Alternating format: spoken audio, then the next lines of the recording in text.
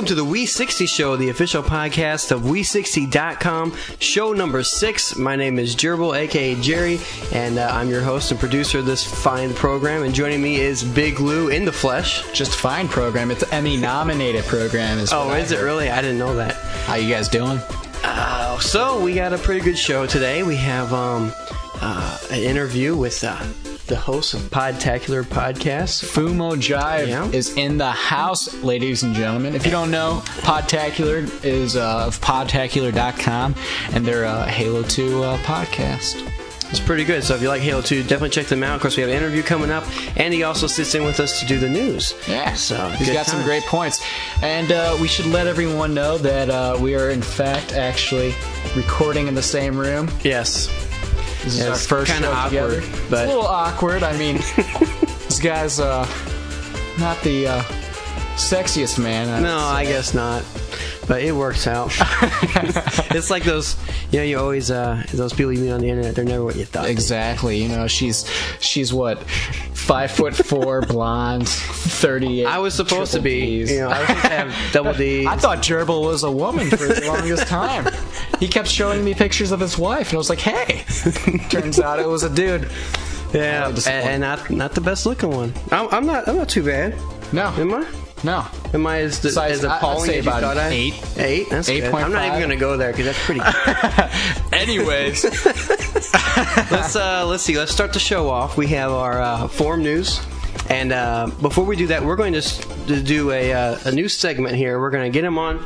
PXG is going to do a forum roundup. He's going to tell us what's going on the forum that everyone needs to check out. So we're going to go ahead and give him a call, and he's going to give it. And so what you all need to do is you need to let us know if you think he's good or not. Is he worthy? Is he Wii60Show worthy?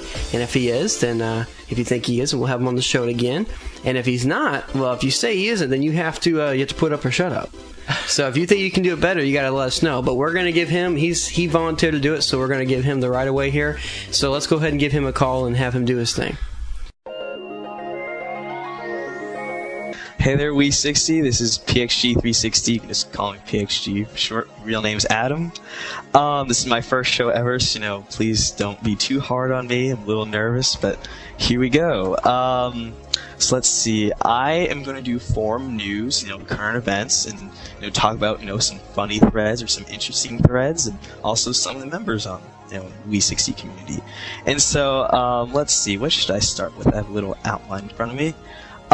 Yes, a lot of you are probably wondering why there's such a huge thing between me and Sony King.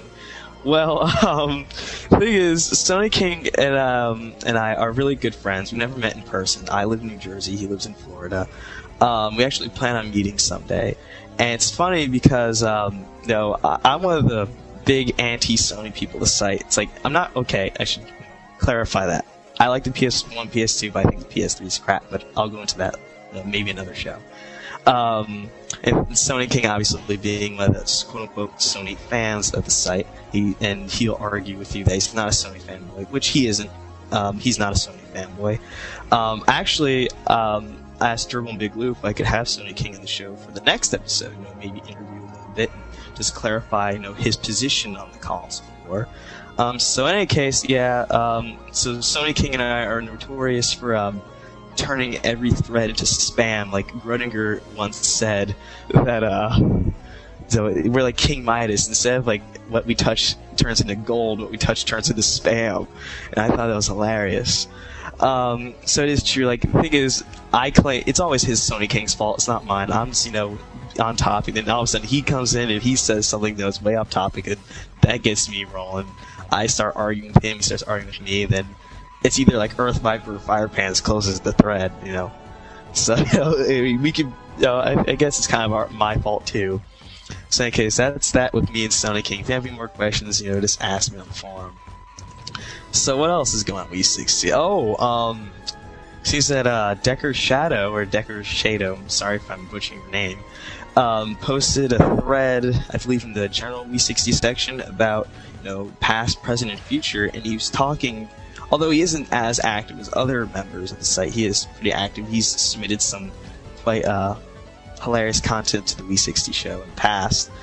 He made a post talking about how it would be a good idea for us to make little posters of like advertising Wii60 and Wii60 cause during like the week like the PlayStation 3 comes out, saying maybe we can hinder Sony sales of PlayStation 3, but also just show people why we're so devoted to this whole Wii60 thing, and to tell people that we are a large community on the internet, and that we do have a lot of clout, more clout than people think we do.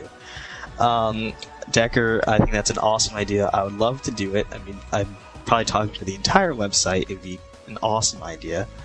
Maybe we can get people out of schools or our jobs to participate as well.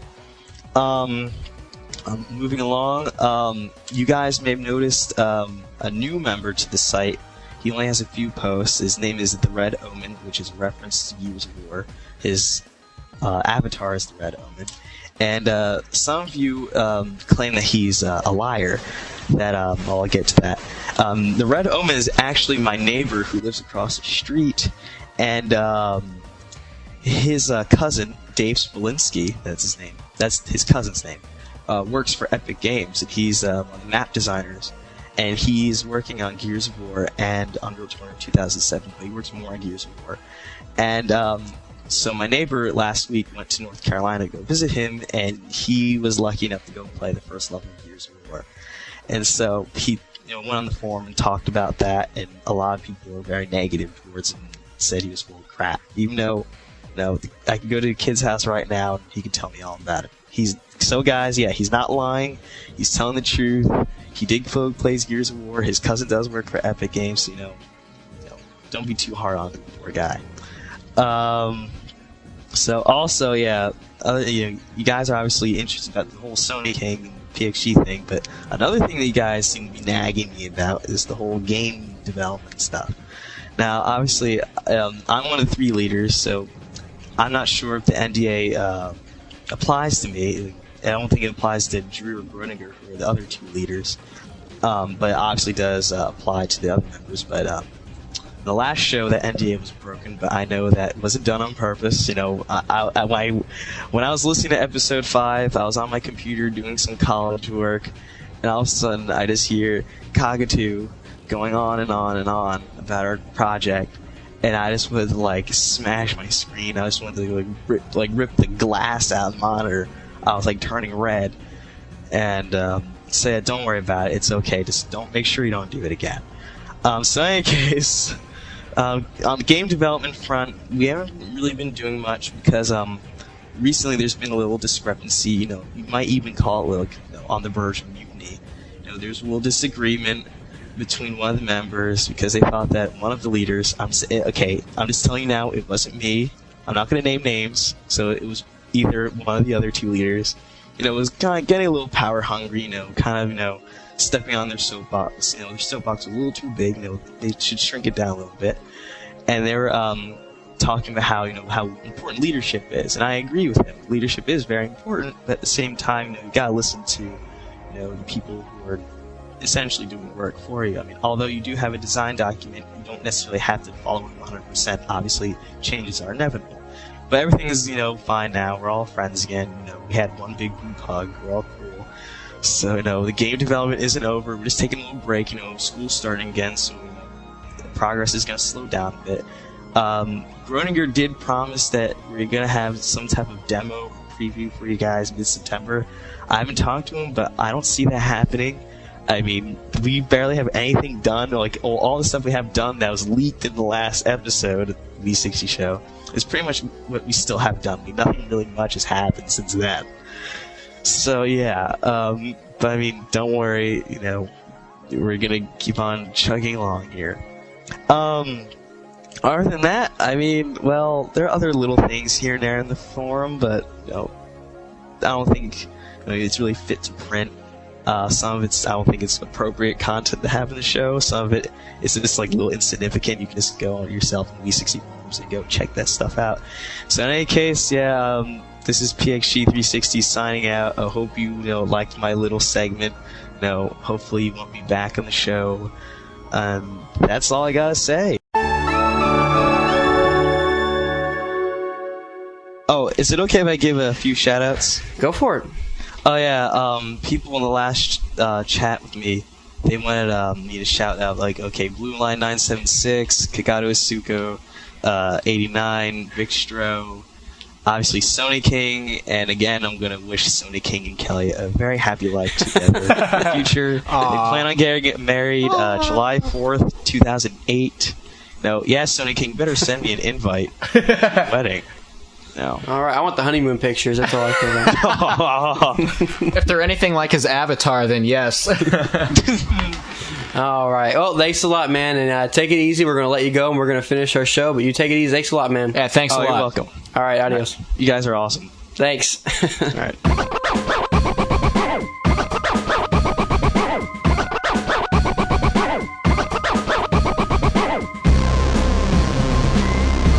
I'm ready. Well, Fumo Jive, you're joining us today. Yep. And you are with Podtacular. It's a Halo 2 online multiplayer podcast. You guys discuss, Halo 2 news, tips, tricks, and stuff like that. You're on episode, 74 is it? 77 now. 77. Holy smokes! I gotta keep up with that. You guys just celebrated 1 year of Halo 2 podcasting. That's awesome. And not only did you celebrate that 1 year, but you recently was awarded the Podcast Gaming Podcast of the Year. How's that feel? I'm pumped, man. I'll tell you what, it's all due to our awesome community that we have at Podtacular.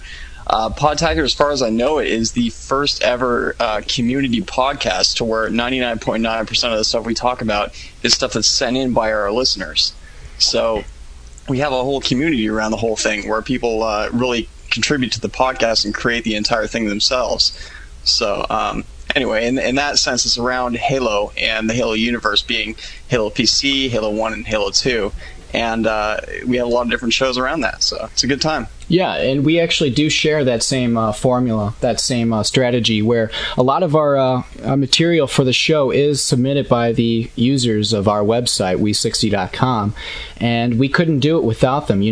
Almost all of the creative input comes from them, both on the forum and within our emails. So, it all comes up to the community that supports the podcast. Now, I was actually one of your first few shows. I think it was like episode 13. I did submit a few tips, and you guys did read it up on the air. And that was really my first taste of my name on the podcast. And it did feel good. It did feel good. And I'm glad I could have helped out. And I think it's because of me you guys were number one. I don't know. That's just Must be, man. I'm telling you. That's just my thoughts. I remember that tip. Yeah, that was it. That was it, man. That was the moment. That was the number one. I know you guys.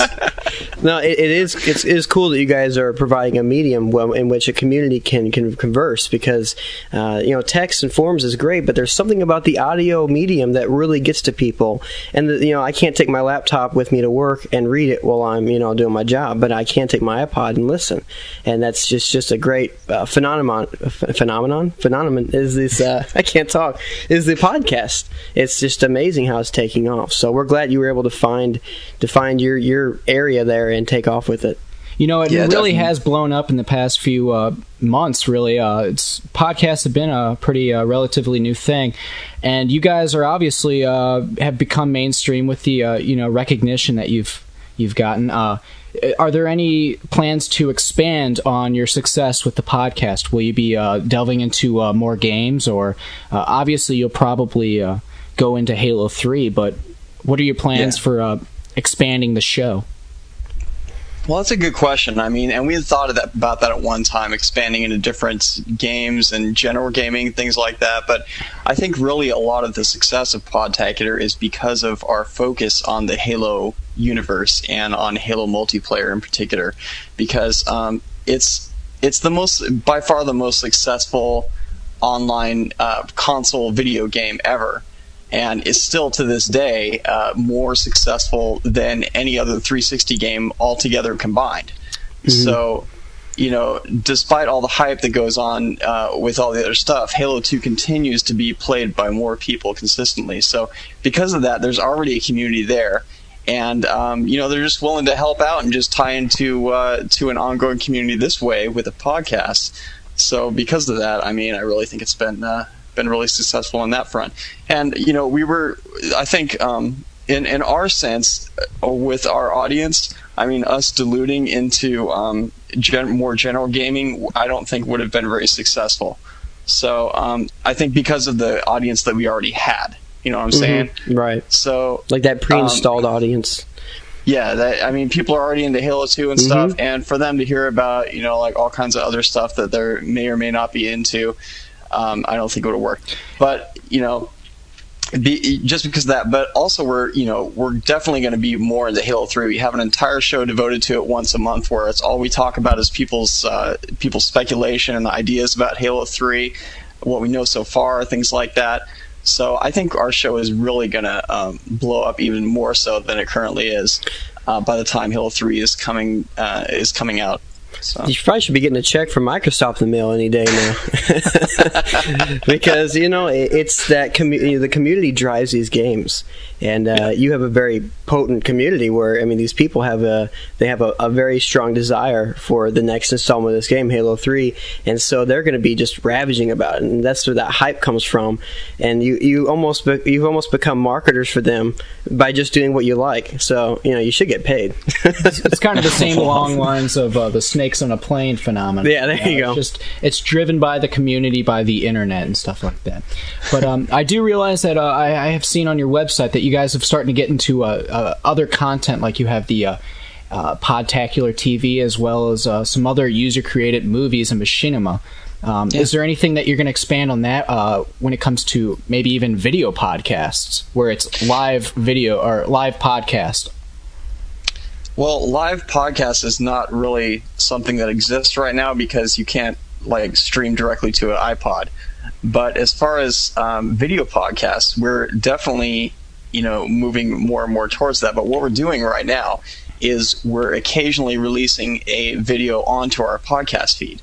So for those of us that have video iPods, they can check the Pod TV out, which is basically our video companion to the audio podcast. They can check that out on their video iPods, which are released once every month or two or so. I mean, considering that we're doing this for free, you know, it's like, no doubt. I know we don't release those every week, but you know, people got to be patient as far as that goes. But we also have more stuff on our website. I mean, the thing is, that's the power of kind of a game community. You know, our community has put together a bunch of stuff. They've seen it. They're like, you know, this is great, but we want more. And not only we want it enough that we're going to make it ourselves. So our community has come together. They've created a weekly comic strip run by Quality Jerbol called The Weekly Porridge.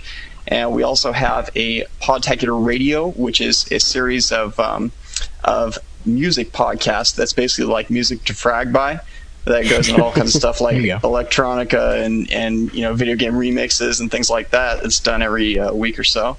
And also we have something called Halo News, which is run by Jerbol, which is a kind of a spoof on a news anchor kind of thing going on, which is hilarious. It's all like comedy deal and stuff, and it's really awesome. So we got a special section for both of those on our site now, and we have Pod TV coming out on our regular feed. So we got a lot of stuff going on with our community. I do give you guys props for coming out with that Halo News it's one of the funniest machinimas I've seen in quite some time. But also, you guys, not only do you talk the talk, but you walk the walk. You guys play the game proficiently. You guys have a lot of not only pro but also casual clans. And now, how do you guys organize these now that clan matches are no longer in existence? Do you guys set up matches with other communities, or how do you guys go about doing this? Well, we do. While clan matches are not in existence anymore, clans are still a valuable tool because clans are basically an extended friends list in Halo 2. For those of us that play Halo 2 more than any other game, which at Podtacular that's pretty much most of us, the clans turn your friends list into 200 instead of 100. So, and not only that, but you can join an existing friends list that's already there of a bunch of people that are already there. So what we do, just to explain our clan system, we have we have 2 levels of clans, and then kind of a lead above that.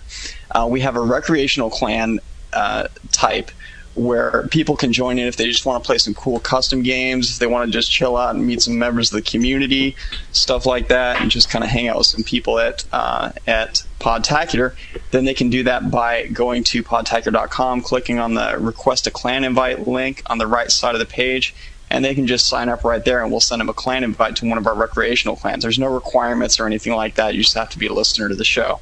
So it's kind of neat because you can meet some other people at Podtacular and things like that. And then we also have our pro clans, and we do tryouts about once a month for those.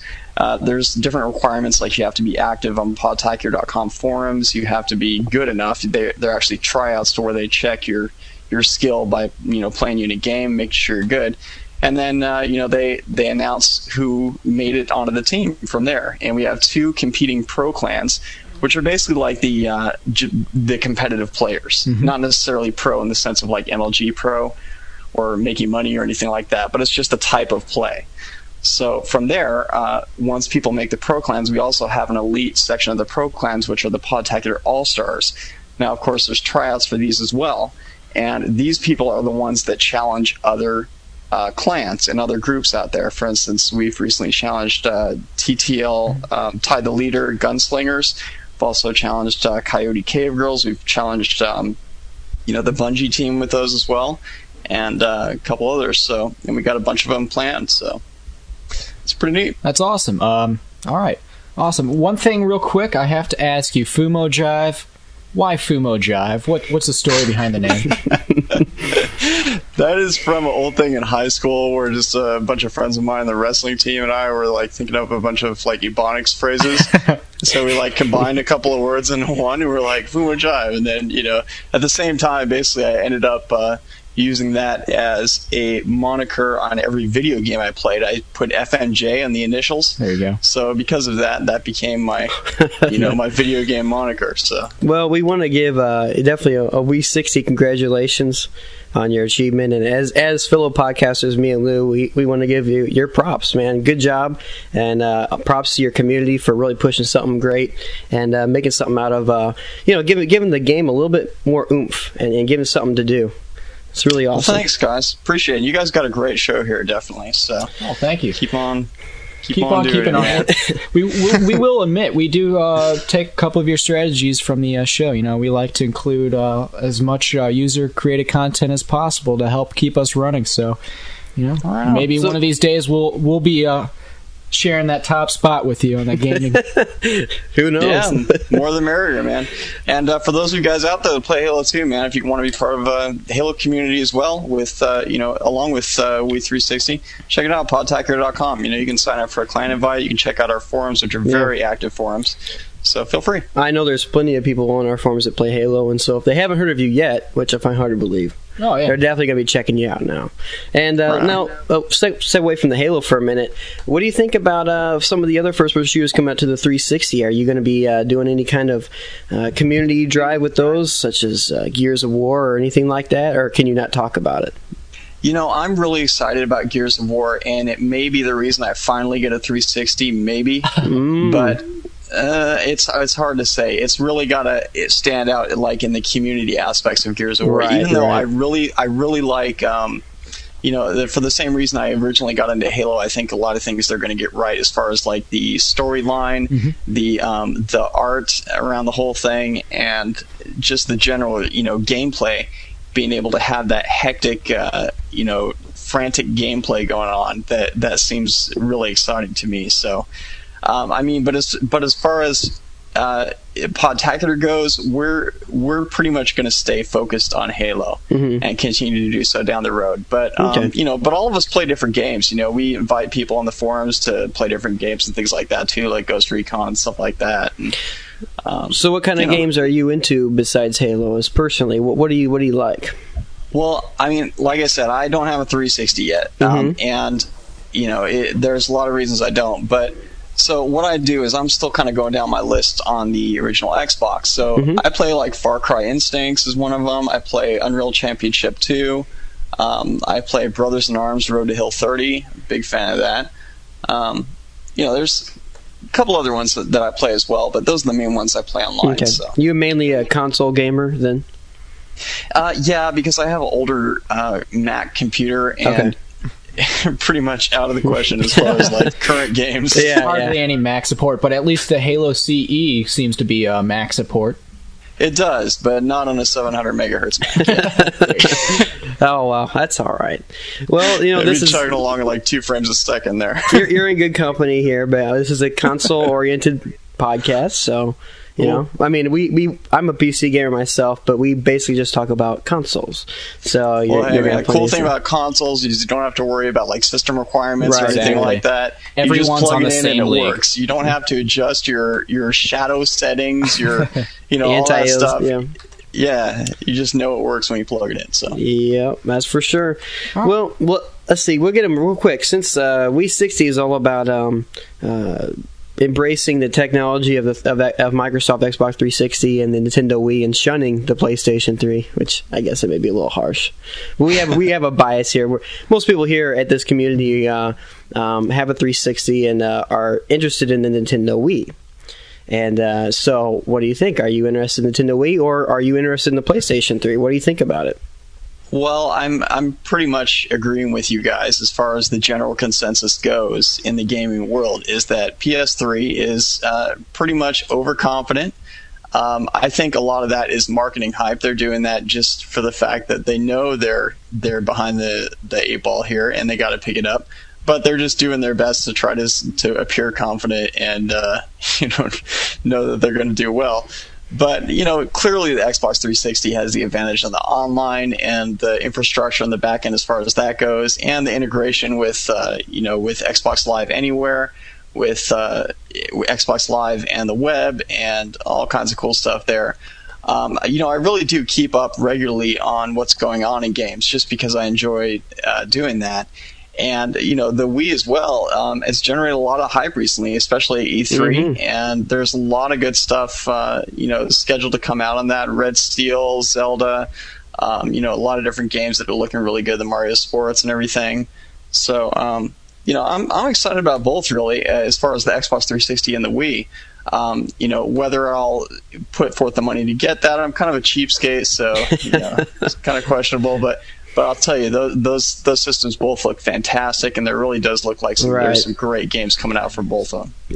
Yeah, well, it's really great for your. We really appreciate your input there, and everyone has pretty much the same idea as far as that goes. People just get fed up with Sony's arrogance, and so the natural thing is to just go to the competitors.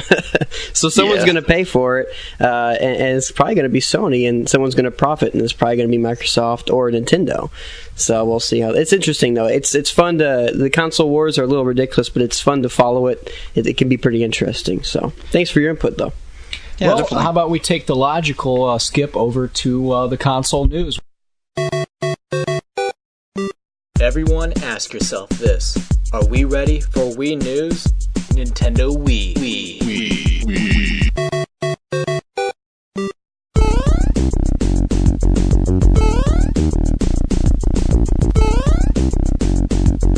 Alright, well, first up for the Wii news, we got a new release date confirmed. Not really More confirmed. Speculation. More speculation, of course. Will Wii be out by October? New article says that October 26th may be the date for the Nintendo Wii to come out. This comes from Family Video, which is the #1 privately owned video rental store in the nation.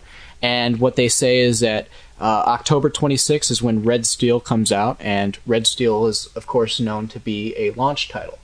So you link these up, you're thinking maybe October 26th could be the release date. And knowing that they are a smaller company compared to Blockbuster, they may not have the same PR, the same sense to, understand, don't tell everyone when the release date is. So perhaps this was, It could be. The one thing to keep in mind is that games sometimes are released for the system. Cameo was released, I think, 2 weeks for the 360. So that doesn't always mean that there is a possibility the game could come out before the system does. It does happen. And also, another thing that kind of helps this point is that the anniversary of Nintendo, of the Famicom, is October 18th. Hey. So now if they release it in that window, it would make sense to release it in the same time frame. So I'm not sure if too many people know about that, though. no, but I do because I'm a big dork. So I don't think that's not one of their marketing strategies. Is hey, this is our 25th anniversary or whatever. But you know, you do make a good point that games do generally come out, especially launch titles. They come out pretty soon before the consoles do. I know when Halo 2 came out, I worked at Best Buy and I was salivating because I saw stacks and stacks of copies in the back room Several that weeks, I just couldn't touch because they were locked up, and I just wanted to steal one. Right. So that may just be their ship date, not necessarily the official release date. So different. I mean, it's fun to speculate, though, right? Yeah, totally. Hey, did you guys read about the changes that are coming to Red Steel as far as like the gameplay changes? I heard it's going to be more provocative. What gameplay changes are you talking about? Well, I was reading something about how on the Wii they were, I think it was on Joystick today, just came out today, is that Nintendo was talking about how the mechanics for the gameplay are going to be improved based on the feedback from E3. It was talking about how like the sword swipes would be different and things like that. I don't know. It's on Joystick. I forget all the details, but basically it was saying that they took feedback from E3, and just between E3 and the release date, they're talking about changing the whole gameplay mechanics as far as how the nunchaku, control works with the sword and everything, and the whole deal. So I don't know. I remember reading it sounded really interesting. So I do remember, especially with Metroid Prime for the Wii. At E3, a lot of people were a little bit skeptical because the controls seemed a little sluggish. And so it does make sense with Red Steel being a first-person shooter that perhaps they did have to tweak with the controls a little bit. And this is good news because, you know, it shows that they're listening. They definitely want to make the best game possible. So, you know, that's what, you know, as Halo 2 does, you know, they listen to their members, to their community. And, you know, they come out with new game types every few months according to what people want.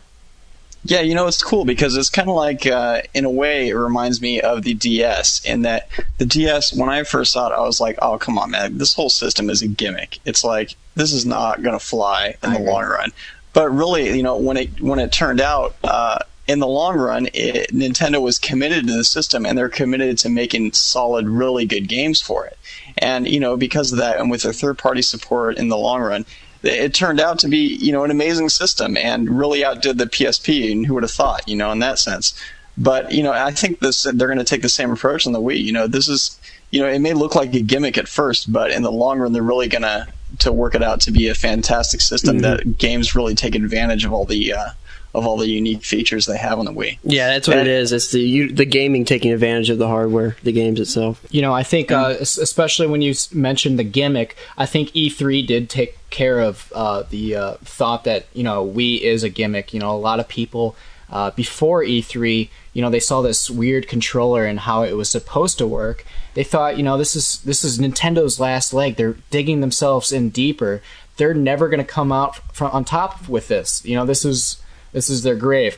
But after E3, they see how this game works, and they see that Nintendo is basically solely doing this for gameplay and for fun. It works well. You know, this is going to be a success, I think. Yeah. And back onto October release. You know, Get off track there. Sorry. No. We absolutely love that input. You know, we always go off on tangents as well. But just to go back to that real quick, IGN also had a poll where they said, you know, I forget what the exact question was, but are you excited about the Wii release in October, ... I mean, or something similar to that. Hinting at, you know, perhaps they know something about an October release, and a lot of game developers and stuff like that, they've leaked information about possibly a late October or maybe an early November release, but regardless, Nintendo has confirmed that they will release information on such information in September. So we'll have to wait it out, and until then, we'll just have to go by speculation. You know, that's one. If I was gonna buy a Wii on launch, I would definitely be more likely to buy that than I would a 360 on launch, because Microsoft not too you know, good when it comes to coming out with a system that works, and a whole thing that works all together when it first comes out. You know what I'm saying? They do have their problems. They do have troubles. Yes. Yeah. It took them until those first few updates and stuff like that before it really started hitting. Right, and that's part of my problem with 360. But the thing is, my 360 gripes are slowly going down the drain. Yeah. Little by little, all my problems are kind of being solved on that, and it's kind of like becoming, eventually it'll become the tipping point. But the thing with the Wii, Nintendo really keeps. They're really solid on when they put a system out. It's ready to go. It's been that way since they started, and. I really believe that's one of the things that you don't have to worry about with the Nintendo, so that's a good deal. Awesome. Well, let's switch on over to another Wii article that the Opera details. Of course, Opera is not, obviously, the musical game that's coming out for the Wii. It's the web browser that's going to be loaded onto the Wii flash drive. Which was also going to be out for the DS here in the States shortly, and it's already out in Japan. I guess this adding more functionality to the Nintendo Wii, so that way you can now browse the web, answer your email, post in your forums, go to Podtacular, that kind of stuff, and maybe even download podcasts, and then that'd be great. But something that was brought up interesting in chat is PRGMX says, I better not have to pay for it. I hope it doesn't raise the costs. And I mean, if it meant $20, do you need the web browser? No, I don't think so. But do you think they'll raise? Do you think they'll? Because they have licensing for the Opera software. See, the thing is, Opera is freely downloaded on the internet for your PC and whatnot. So I think it would make sense to make it free for the Wii. And, it would make sense, too, as a business standpoint, because it would be free advertising for their company. Yeah. People would definitely be using their product. Because people, for extra $20, why would you buy a Wii with the Opera web browser if you don't need it because it's already on your computer? Yeah. So, well, I think you guys are trying to convince Nintendo right now. You're like, come on, Nintendo. Yeah. But, and I agree with you. I mean, heck, it's a browser. I mean, browsers are free. They have been free forever, and eventually they will be free on consoles forever. So it's just a matter of time, who's going to step it out first.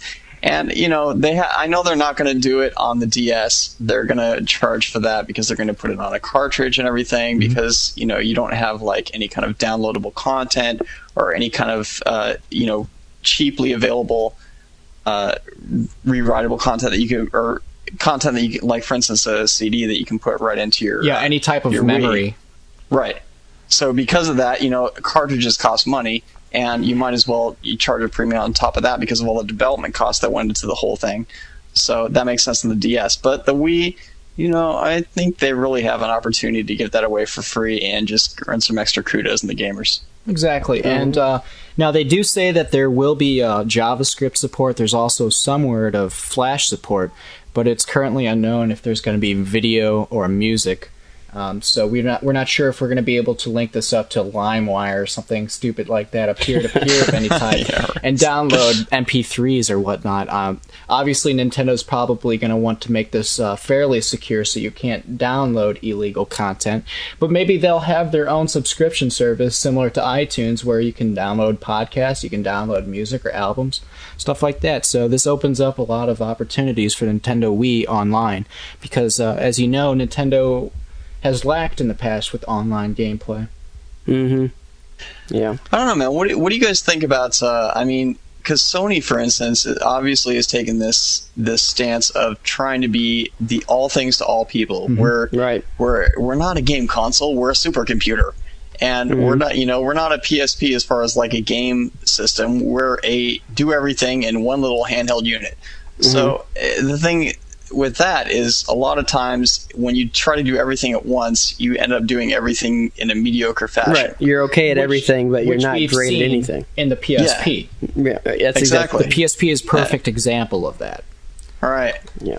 And I think that's, they took a perfectly good portable console and they turned it into a piece of junk. Because they tried to go every direction at once, and they didn't really pursue the game developers. It's a fine piece of hardware. It just has no focus.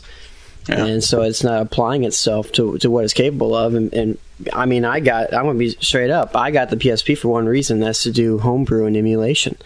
It's the only reason. I don't like the games that are on there, most of them. And, you know, watching movies and stuff is okay, but UMDs are pretty much pointless for me. It's too expensive. Well, why would you spend $20 on a UMD whenever you can spend $20 on a DVD and play it anywhere? And then rip it to your memory card on your PSP. So it's I don't know. The PSP was a fun toy for a while, but it doesn't have the stamina, it doesn't have endurance to last in this market. Right. You know, the funny thing too is when the PSP was new and the Wii was still being like announced and whatnot. You know, I thought the Wii was a huge gimmick, like you said, Fumo. And I thought the PSP was just going to dominate it. I thought, you know, Nintendo was going downhill with the DS. Hindsight 2020. Oh yeah. You know, my friends got the PSP. They played it for 2 weeks. They dropped it. They've never picked it up again. And I waited it out. I got my DS Lite. I love it. It's one of my favorite systems. I still play it, and I've been playing it for about a month now straight. You know, it's really all about the gameplay. Yeah. You know, I was saving up. I almost bought a PSP at launch, too. Really? I'm so glad I didn't, man. All right. Well, should we move on to the 360 news? That sounds good.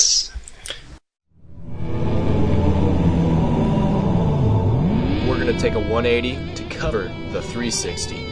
Xbox 360.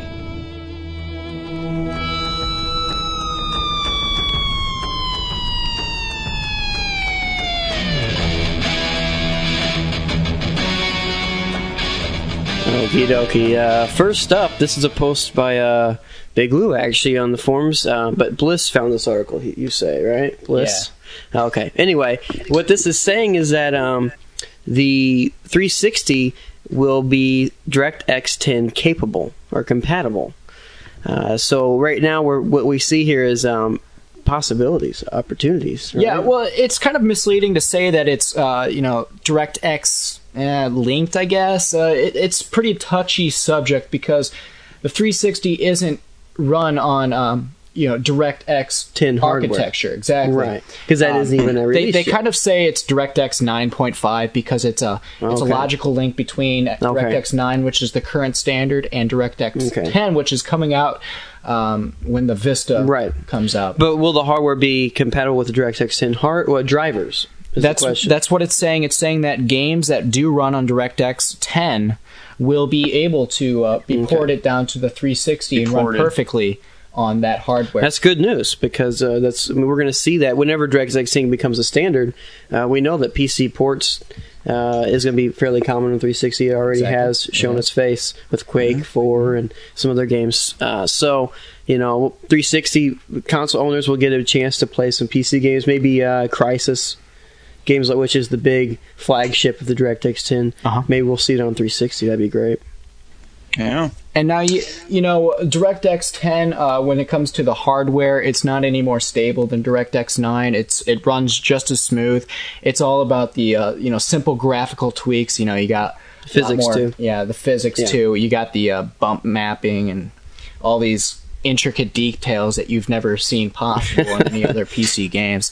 And I kind of shot myself in the foot by getting a DirectX 9 card just recently, but I think I'm not sure if it's going to be worth the price. I mean, are you going to shell out $300 for Vista in January? Well, they're actually saying $99. $99. Oh, I'll believe when I see it. Yeah, I know. I'll believe it too. But they're saying that in order to compete, XP Pro is like $130. Isn't it? I know. But they're saying in order to compete with all the competitors that are now really starting to shoot off. Yeah. Not just Mac, but I'm talking about other PC operating systems such as Linux and stuff like that. Yeah. They're starting to really gain ground. Ubuntu. I don't know. Fumo Jive sounds like a really good name for like a stripper or something. So what you could do is you could get your Xbox Live camera and you could strip for all your friends. Yeah, I'm not really a stripper. Thanks. It sounds like I just thought it kind of has that same ring to it as like Candy or Destiny. Yes, Fumo Jive. How does Fumo Jive sound like Candy or Destiny? That's what I want to know. All right, we're just rationalizing here, but still, Jerbol does not sound like a good stripper name. Big Lou. Big Lou. That's what I'm Big talking Lou, about. definitely. Straight out of Chippendales. You're out there, man. Woo! So, make some money with that. Are you going to strip on Xbox Live? I'm not, but the Vision camera. Let's see, what's this news about? I guess we have some. Actually, real quick, on Sunday they were selling it early at Toys R Us stores. Yeah, Toys R Us actually. One of the employees in the game section, they made a mishap because it's not supposed to sell until September 19th. However, one of the employees, I guess, was a moron. August, September, it's all the same. Sold it on 8/18 instead of 9/19, and so a lucky individual was able to buy his camera. And the cool thing is that all the updates to support the Live Vision camera were actually taken care of on the recent Xbox Live update. And so he has all the capabilities of using it, so he's going to be able to send pictures to all of his friends before they can do anything back. So yeah, there's actually they can do something back, but they can't send pictures back. There's actually a video on IGN, I guess, displaying the. Actually, IGN was lucky enough to able to demonstrate the camera. They were able to hook it up to the 360 and see what it's all about. And they played it with a few games. And not only is this the Live Vision camera going to be able to stream video to the video games, such as Uno will be one of the first to handle that, and also poker, but it's also going to be able to take pictures so that you can set those as your gamer card picture instead of the stupid panda, which I have because I haven't changed it yet. But only to your friends list, right? Yeah. Now, you won't be able to see it like as your avatar on a game or something like that. Now, if you want the Vision camera early, you can go to eBay. There's some up on there. So there's probably several Toys R Us that made the same mistake, I guess. There's one around there right now for $91. It's got 9 hours left. So I don't know if it's worth it because, another month of waiting. You pay for a month right there. Wow. I mean, that's a $50 difference almost for what you're getting. So, or more. It's got 9 hours left. But but you can also send these as messages, just like you can with text and voice messages. So you're going to be able to, make a funny pose or something, or maybe something funny. How about sexy? That's sexy and dirty. I don't know. I'm kind of worried about what Jerbol's going to be sending me over here. He's giving me these looks. No. But Big Lou over here. Wow. But also, the thing that I'm most excited about is that you can actually implement your own face onto 3D characters in game. So you're going to be able to play. Texas Hold'em, right? What? Yep, there's Texas Hold'em, right? No, I'm talking about like a first-person shooter. Yeah, you can actually it will graft your Gears face. of War too, right? I don't. Yeah, that's one of the ones that's rumored. Tony Hawk was one of them. You'll take a picture. It'll take a picture of the front of your face, and then a couple different angles. You have profile, and then it will map that face onto the character model. And it does look very. It does. It looks pretty good. The camera's of great quality, so you're not looking at like a cell phone camera quality. Right. It has really good recognition of facial features too. Yeah, it matches the lips, the teeth, the nose, ears, everything matches up. So it showed one guy like the character he made was like making like angry face. Exactly. It looked great. And I can't wait for people to. I'm going to be playing against them in Gears of War, and I'm going to see their face is going to be like an ass or something.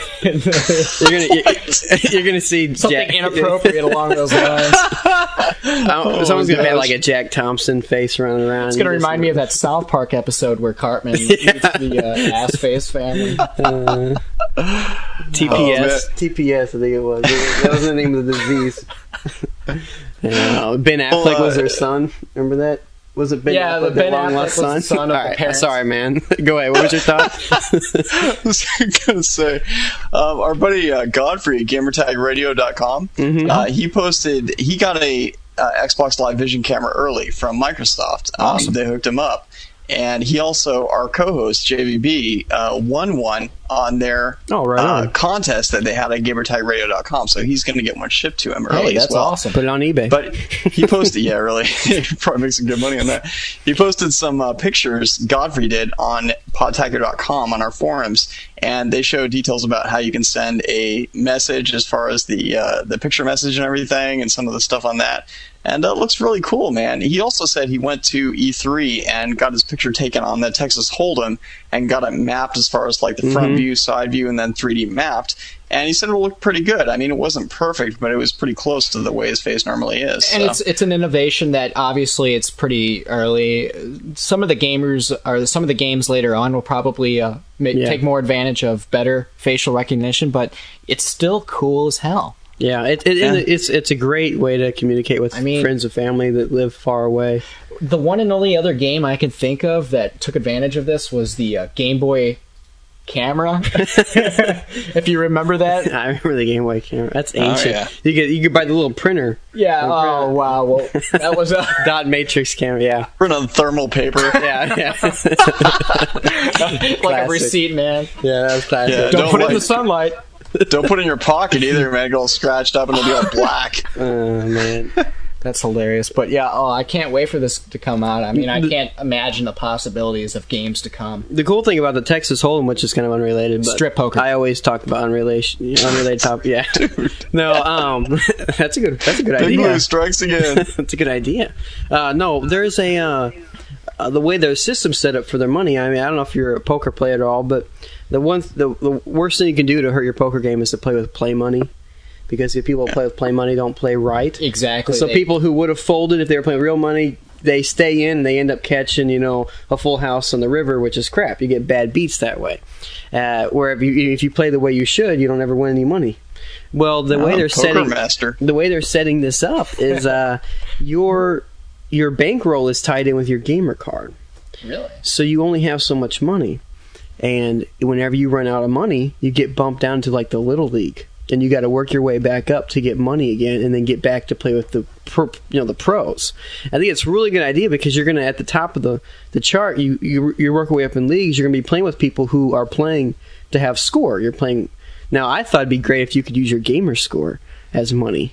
But that would be horrible. That's gambling right there. I'll raise you 25 gamer points. That'd be insane. But they won't do that, of course. I go all in with a band. That'd be insane. Yeah, some people thought it would be cool to play with Microsoft points, but of course that's basically real money. So yeah, exactly. You have to rent Madden to get your points back up. No, I just can't wait until people start implementing the standby button during these poker games. Oh my gosh, sandbag you. Plague of Halo. We're going to go ahead and take a quick break, and when we get back, we'll do the PlayStation 3 news. Sounds good.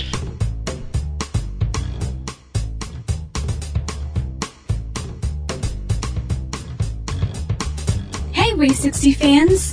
Do you have questions, comments, or suggestions for the guys? Send them to Wii60Show@gmail.com. Jerbol and Big Luke would love to hear from you, and your questions and comments help the guys do the show. And we all know they need it. Also, feel free to record audio questions in the form of MP3s for them to play on the air. Just email them at Wii60Show@gmail.com or post in the Wii60 Show forums at Wii60.com. Hello there, this is Takino Asuka to the Wii60 Show, and I like to pet the sofa. I hope you enjoy this show. It's lived into like suburbia, perfect little white American town, and like the worst we ever get is maybe a minivan hitting a mailbox. I mean, that's like the worst we've ever. Our mailbox used to get bashed every people go out with a bat and they hit your mailbox. you have to buy like this adamantium mailbox so that they don't pass it. You said adamantium. Oh my gosh. You have to. All right. Well, you want to take off the PlayStation 3? Let's jump right back in. We'll do the PlayStation 3 news. This is fun, man. Yeah. Good. Hey, at least PlayStation 1 and 2 were good. This is news for PlayStation 3.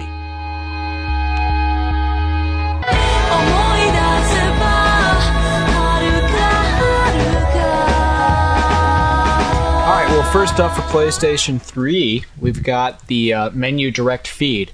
And now IGN was able to get a development kit. I guess it was a dev kit that they tapped into, but they were able to get a direct feed of the menu system for the PlayStation 3. And now if you look at this, it's actually on their video cast on IGN.com. It looks almost identical to the PlayStation Portable menu system. It's got the blue background. It's got the, system, game, Simple. music. You scroll over, you scroll up and down. It's very simple, very streamlined. I like it. I like it for portable. I'm not sure if I'm going to like it, though, for a system where I'm used to the 360. It has the blade system, all this cool stuff coming at you. It's a lot more accessible. Whereas this simple, system, I'm not sure if you're going to be able to access the network a lot easier. You're going to see your friends list. It just seems like it's skipping over a lot of that stuff. Yeah. Have you guys seen, there was a video a while back on YouTube that was from around the era of E3 when that came out. There was a demo of it was kind of like the graphics of what would have been the actual PlayStation 3 interface. And there was like all this cool smoke effect going on in the background. It was the same way as the PSP interface as far as going back and forth between some main sections, then going up and down. But it looked really cool. And even though it's simple, I wouldn't discount it just for that reason. I mean, I know we're not all PS3 fans, and I know there's a lot of things against the PS3 right now, but the interface, I really think that's one thing they might have going for them. And I agree, because with the PlayStation Portable, the one thing I did like about that I thought was very solid. In fact, one thing I think the DS I wish kind of emulated was their menu system. I think it's perfect pretty much for the portable, and I hope that they can implement the same user-friendly approach into the console version. But I guess I'm just used to an information overload where I see everything popping up at me at once, and I guess I'm kind of used to that. I guess it'll be a nice alternative to have a calming relaxation approach to this system. I think most people find that a comfortable zone, though. But we're used to it on the internet. We see it all the time. You go to a web page and there's 100 buttons here and there. Exactly. You get used to looking at everything, and when you've been to a place a couple of times, you know exactly where to go. I mean, I turn my 360, I know where I need to go to my arcade games. I know exactly where I need to go. I know how many blades to the right and how many buttons down it is. You just because I don't think simplicity is important, but that simple, it almost seems like a lack of what's the word I'm looking for? Lack of attention to detail. Yeah, well, a lack of just trying. Well, now, I wouldn't say that. Now, as you said, you have to learn on each website that you go to exactly where everything's at. There's a learning curve. However, it seems like PlayStation 3, what they're going after is more user-friendly, which I think makes sense, because if they're going to have this system, which is all-in-one, you're going to have every single thing about your house, including the refrigerator, attached to this PlayStation 3, you're going to want something a little bit more user-friendly, something you could dive right into, and you're not going to be lost, which I think actually does make sense. The thing is, and I don't want to keep going on this too long, but the thing is that there's a big difference between the PSP and a console, because in a console you have a bazillion different options as opposed to the PSP and the DS for that matter. You have a lot more online capabilities. You have a complete, most likely a complete friends list on the PS3 with invites, with status on what they're playing and things like that. There's a lot of things that have to be taken into account, and it does have to be more complex than a simple basic drop-down style menu system that the PSP has. But it's a question of how they're going to handle that. I mean, it does look really elegant. The dev kit I don't think is going to be the final version as far as the graphics go, but as far as the basic functionality, I think is going to be the same. But other than that, I think it does look really elegant. And whether they're going to be able to access the most important things within a few button clicks is, I think, going to be the determining factor on how well it's going to do. And, I'd like to quote one of my best friends. We were discussing this earlier, and he said, he could care less what the menu's like as long as the games are good. He said the menu could be like a DOS startup boot menu. Root. Just a root menu where it's black screen, white text, up in the top left corner, you see a flashing icon. To get on your PlayStation. But he says it doesn't matter to him because he's gonna want this system for the games, and obviously that's what it is. Right. It's a game console, and that's all that matters to him. And that makes sense, too. I mean, so, who knows? It does, but then again, the menu matters as well, because that's the main. The thing is, if it's updatable, then it's a question of, how good the original is, but if they can improve on it later, then that's, I think that's a big thing, because that's what the 360 does. Everything they have is updatable, because they found out that problem with the original Xbox. It took forever. It was a dog to update. It took forever, and all these details and everything, and it was so difficult. But the 360, it was much more easy as far as like the logistics of actually updating it hardware and software wise. They still have to go through their internal process of of confirming that everything's cool, but as far as like actually updating it, it's a piece of cake. So hopefully PS3 will take that into account. Along the same lines of updating, I think user customization will be a key factor too. And in fact, IGN did say that it does look plain. You got the blue screen to look at, but you will be able to update it with pictures or themes, I guess. Like the PSP. Just like the PSP, or even just like the Xbox 360, where you can download new themes and whatnot, and customize it and tailor it to your own interest. And so I don't think this is technically a bad thing. I think that it kind of shocked everyone, because we're used to seeing information overload. We're used to seeing everything at us all at once. But I think it might be a nice alternative, All right, well, that's the end of the PlayStation 3 news and the end of our news segment right now, I guess. We're gonna do community news later, but Food, thanks a lot for joining us, man. Fumo Jive. Yeah, we've had a pleasure having you on here, and once again, let's recap. We're just going to congratulate you again for a job well done with your podcast. Obviously, that's Podtacular. The award-winning Game of the Year podcast. So, good job on that. Yeah, no problem. And, of course, you guys, if you're interested in picking up on their show, you can visit them at podtacular.com. And so, there you go.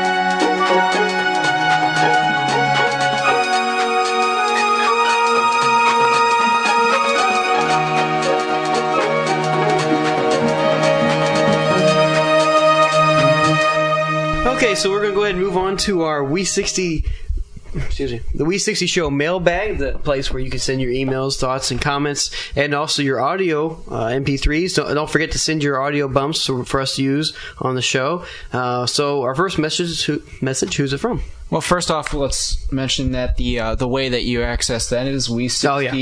Wii60Show at gmail.com. Exactly. Sorry about that. There you go. All right. Well, first in our mailbag, we got a message from Ken Kutaragi. I can't believe the actual Ken Kutaragi sends an email. Can you believe that? President and CEO of Sony Computer Entertainment. Yeah. And, he even says you should be honored to receive this message, and I am. But basically, he's talking about how he's getting, I guess, some corporate advice from us. If the PlayStation 3 was released, to all these game stores as a computer console instead of a game console, will it be successful? Will it affect the success? And I honestly think yes, because people that are in the market for buying video games aren't in the market for buying computers. Otherwise, the average family consumer, they buy their $500 Dell to do email, and then they also buy a game console. They don't buy one for both. Yeah, it wasn't the PlayStation. The PlayStation is a computer entertainment system. That's what it's called, is it not? That's what they are marketing it as. No, the PlayStation 2 is called a Sony Computer Entertainment System. Is it? it is. That's the long name for it. So I don't know. I mean, I guess they aren't selling it as a. That's what they call it, though. They call it a Sony Computer Entertainment System. That's what the PlayStation 2 says, like right on the box. Well, actually, you know what? To be honest, talking about that, they actually had a lawsuit for tax infringement because the way that you're taxed for computers versus consoles, you get taxed a whole lot more for consoles, and so they were actually in the courts fighting for the fact that that's why they're actually a computer and not a game console. Well, and they so called it now that, now they have to, because the court said no, you're a game console. They were forced to pay millions and millions of dollars, and so that might be part of their strategy. I don't think it is this time around. I think they're actually marketing this as a computer, and it is a computer. I mean, for the most part, it is the most powerful system when it comes to technology inside. Well, technically, your TiVo is a computer. Yeah, you can justify that, but I think that they're marketing this as a home PC more than it is a game. It's a home PC that can as far play as games. Actually having PC functionality. Exactly, it's going to have the not just a computer, but a PC, a personal computer that you use for what you do, internet, email, all that kind of junk. So awesome. All right. Next up in our mailbag, we got a message from PXG. Now he asks us, since the 360 last holiday had a limited supply, and also knowing that Sony most likely will have a limited supply, knowing that they haven't actually gone into the manufacturing process yet, and also they've been having a lot of hardware problems with the Cell and the Blu-ray. Because of these issues between Sony and Microsoft, do you think the Wii could possibly pull away this holiday season? And furthermore, he asks, do you think they could eventually win the console war? How about you start off? What do you think? Do you think the Wii could win the console war? Yes. Well, here's my input on the whole thing. We've seen a very common thread of the Wii being the second choice. Whether it be Wii60 or the PS Wii, people are automatically going to make the Wii their second choice. Which, if you use logic, if everyone who buys a PlayStation 3 buys a Wii, and everyone who buys a 360 buys a Wii as their second choice, the second choice then becomes the first, because both sides bought a Wii, which means more Wii was sold. So, in a sense, if that's what happens, then I think the Wii could outsell the competition. If that's a trend that we see that spreads through the gaming community, if people are making decision, it seems they're making decision not on the Wii or the 360 or the Wii or PlayStation 3. They're making a decision between the PlayStation 3 or the Xbox. It's one of those two. And then the Wii is like an afterthought. No, well, it's not that expensive. I'm going to get that. It's almost a given for some people. Of course I'm going to get that. It's cheap. I got to figure out what I'm going to spend the big bucks on. So I think the Wii could easily win because they have that niche or niche, however you want to say the word, where they are going to be selling products to people who, automatically are. I don't know what I was going to say there. I lost my train of thought, but. You do make some good points there, and on top of that, Nintendo has already gone into the manufacturing process, and they're well on their way to making their 6 million promised units by the end of the year. Mm-hmm. And they don't have the manufacturing problems that the PlayStation has. They didn't have the limited supply problems as of yet that the 360 had the last season. Who knows? Maybe they do pull it out and they do win. We all hope for the best for Nintendo because, in my opinion, they're my favorite company out of the three. Yeah. Microsoft, they're getting better at, but Nintendo is my favorite. They're old school. Well, next we also have a message from Jake Justice, and he has a few questions. First off, what are your thoughts on what games do you want to play the most on PlayStation 3? What was your creepiest experience on Xbox Live or Wi-Fi? And what we got? All right, so in terms of PlayStation 3 games that I want to play, I definitely want to play Guitar Hero, a next-gen rendition of that. Obviously, I'm going to play Metal Gear Solid 4. That looks unbelievable. In fact, they actually released a new information on a new trailer that's going to be coming out, so that'll be neat to see. What about you? I'm going to say, I'm looking forward to the RPGs the PlayStation 3 is going to cater to, Dragon Quest 9. And I'm not a big Final Fantasy guy, but there's still a lot of good games out there that Sony has especially RPGs. That's the market they cater to, because that's what they do in Japan. That's what they like. So I don't know about Final Fantasy 13. I'm gonna wait on that, but I'm definitely looking forward to having that. If I do get it anytime soon, it's going to be mainly for Metal Gear Solid and RPGs. Cool. And that's really going to be about it. So, but I'm looking forward to that. And the second part of the question is, what is your creepiest experience on Xbox Live or Nintendo Wi-Fi? And I'd have to say mine is when I was playing Halo 2, someone lagged or something stupid like that, and I was in the Wraith, and I shot when it, like, blue screened. And after it came back into the game, my Wraith was rapid fire about the same speed as an SMG would fire the Wraith shots, and it just would not stop. And people thought I was modding and whatnot, but it was just kind of some stupid little glitch that happened. What about you? One of the weirdest things, it wasn't creepy, but it was weird. I had a 2-hour conversation with a Japanese guy over Xbox Live. And that was really interesting because he didn't know much English and he was teaching me these Japanese words.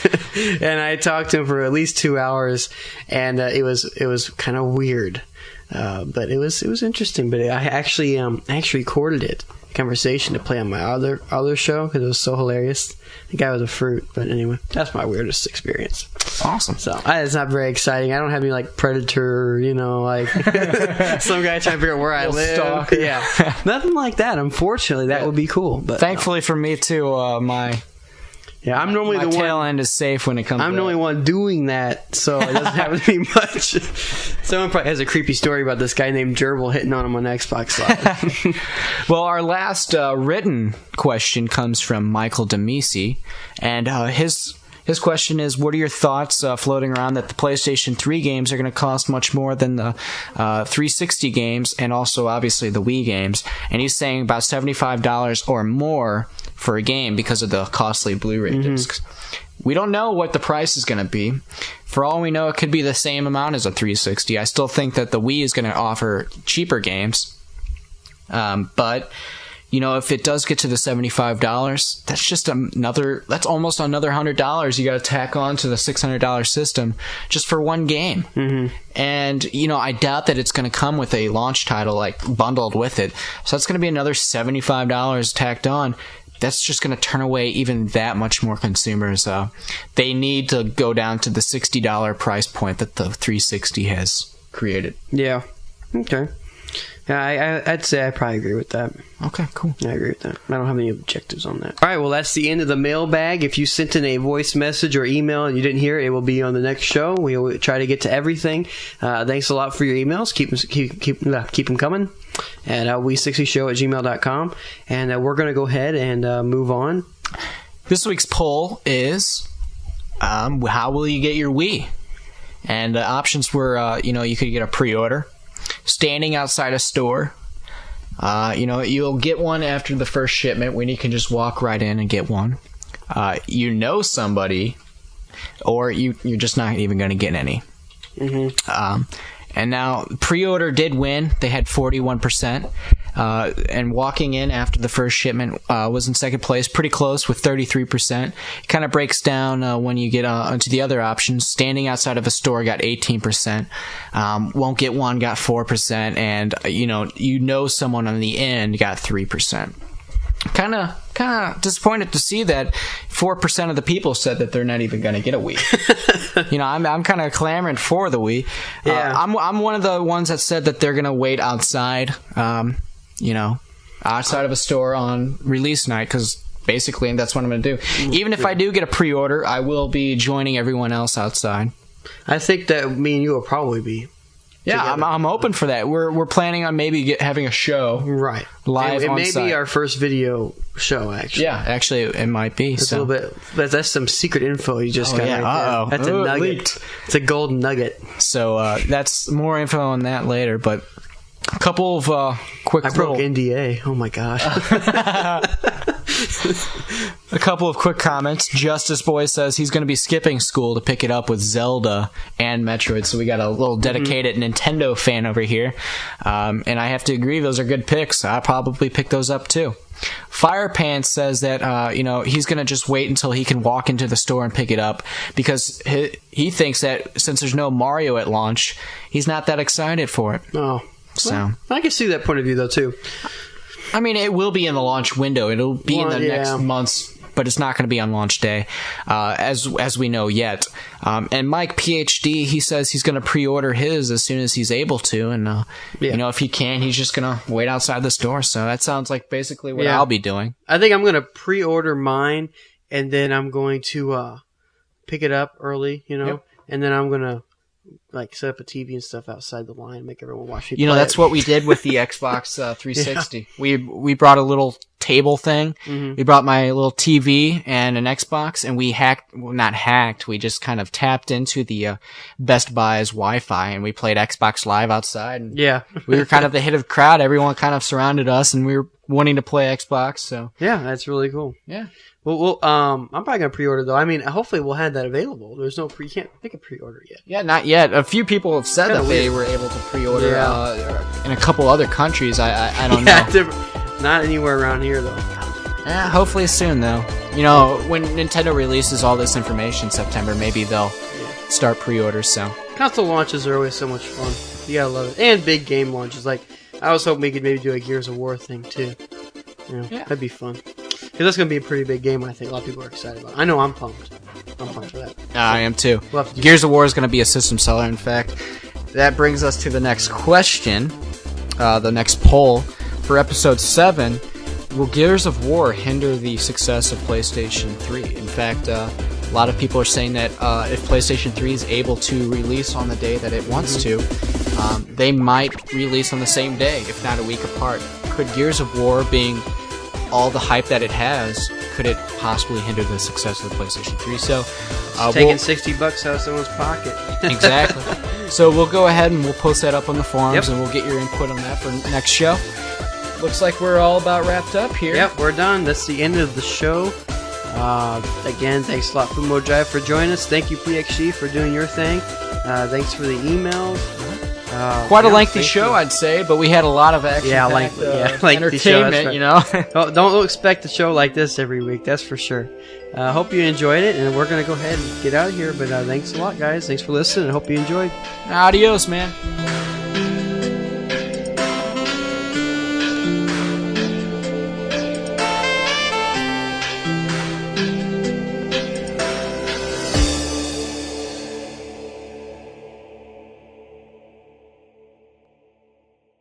That's it. I've had it with these motherfucking snakes on this motherfucking plane. Everybody strap in. I'm about to open some fucking windows.